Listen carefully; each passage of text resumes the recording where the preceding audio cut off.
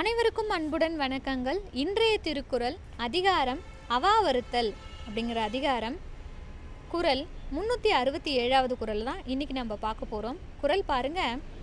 அவாவினை ஆற்ற அறுப்பின் தவாவினை தான் வேண்டும் ஆற்றான் வரும். அவாவினை ஆற்ற அறுப்பின் தவாவினை தான் வேண்டும் ஆற்றான் வரும்.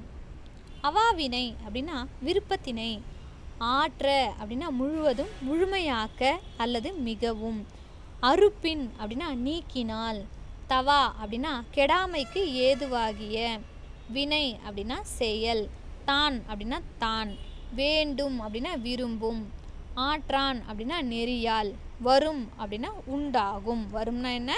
உண்டாகும். இதோடைய விளக்கம் பாருங்க.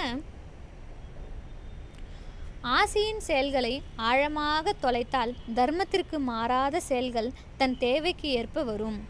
ஒருவன் ஆசையை முழுவதும் ஒழித்தால் அவன் கெடாமல் வாழ்வதற்குரிய நல்ல செயல் அவன் விரும்புமாறு வாய்க்கும். ஆசையை முழுவதுமாக அறுத்து ஒழித்து விட்டால் தான் விரும்பும் வண்ணமே அழியாமல் வாழ்வதற்கான செயல் உண்டாகும். கெடாமல் வாழ்வதற்குரிய நிலை ஒருவன் விரும்புமாறு வாய்ப்பதற்கு அவன் பேராசை குணத்தை முற்றிலும் ஒழித்தவனாக இருக்க வேண்டும். அதாவது நம்ம நல்லா வாழணும், நல்ல ஒரு நிலைமைக்கு போகணும், நல்ல வாழ்க்கை அமையணும், நம்ம நினைச்சு பார்க்க முடியாத அளவுக்கு நமக்கு நன்மைகள் நடக்கணும் அப்படின்னா அதற்கு முதல்ல நம்ம என்ன பண்ணணும்? பேராசை அப்படிங்கிற ஒரு குணத்தை விட்டுறணும். ரொம்ப நம்ம ஆசைப்பட்டுட்டு இருந்தோம் வச்சுக்கிங்களேன், அந்த ஆசை நம்மளை மேலே மேலே மேலே ஆசைப்பட வைக்கும். அந்த ஆசைகள் பேராசையாக மாறி அதுக்காக என்ன வேணால் பண்ணி நம்ம அதை அடையணும் அப்படிங்கிற எண்ணத்தை நம்ம மனசில் உருவாக்கிடும். அதனால் அந்த மாதிரி பண்ணாதீங்க. ஆசையை நீங்கள் எந்த அளவுக்கேற்ற ஆசையை நம்ம வச்சுருக்கோமோ அதுக்கேற்ற மாதிரி நல்ல வினைகள் நம்மளை சேரும். நமக்கு நல்ல வாழ்க்கையை அமைச்சு தருவதற்கான எல்லா வழிகளும் பிறக்கும். ஆசையை முழுவதுமாக அறுத்து ஒழித்து விட்டால், ஆசையை முழுவதுமாக நம்ம விட்டுட்டோம்னா நாம் விரும்பும் வண்ணமே அழியாமல் வாழ்வதற்கான செயல் உண்டாகும். நம்ம எப்படி ஆசைப்படுறோமோ,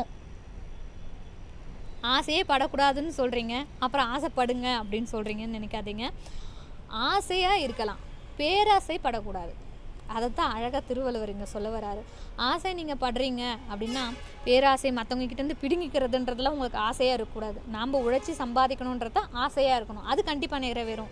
மற்றவங்க கிட்டேருந்து திருடி, பொய் சொல்லி, பறித்து, அவங்கள அடித்து உதச்சி, இல்லை வேறு ஏதாவது தவறான செயல்கள் மூலமாக நீங்கள் ஒரு பொருளோ ஏதோ ஒரு விஷயத்தை நீங்கள் அடையணும் அப்படின்னு நீங்கள் கண்டிப்பாக நினச்சிங்கன்னா அது உங்களை கண்டிப்பாக மீளா துயரத்தில் கொண்டு போய் விட்டுவிடும். மீளா துயரம்னா என்னன்னு தெரியுங்களா? மிகப்பெரிய துயரம், மிகப்பெரிய அவமானம், மிகப்பெரிய பேர் கெட்டு போகிறது.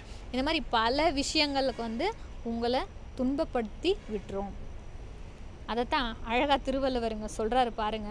ஒருவன் எப்படி ஆசையை முழுவதுமாக விட்டுட்டாங்க அப்படின்னா அவங்க கெட்டு போகாமல் வாழ்கிற அளவுக்கு கடவுள் அவங்களுக்கு ஒரு நல்ல வாழ்க்கையை அமைச்சு கொடுப்பாங்க. கடவுள்னு இல்லை, மனிதர்களாலே அவர்களுக்கு நல்ல வாழ்க்கையை அமைச்சு கொடுத்துருவாங்க. அதைத்தான் அழகாக திருவள்ளுவருங்க சொல்கிறாரு பாருங்க. அவாவினை ஆற்ற அறுப்பின் தவாவினை தான் வேண்டு மாற்றான் வரும். அவாவினை ஆற்ற அறுப்பின் தவாவினை தான் வேண்டும் மாற்றான் வரும். நன்றி. நாளை வேறு ஒரு திருக்குறளுடன் சந்திப்போம்.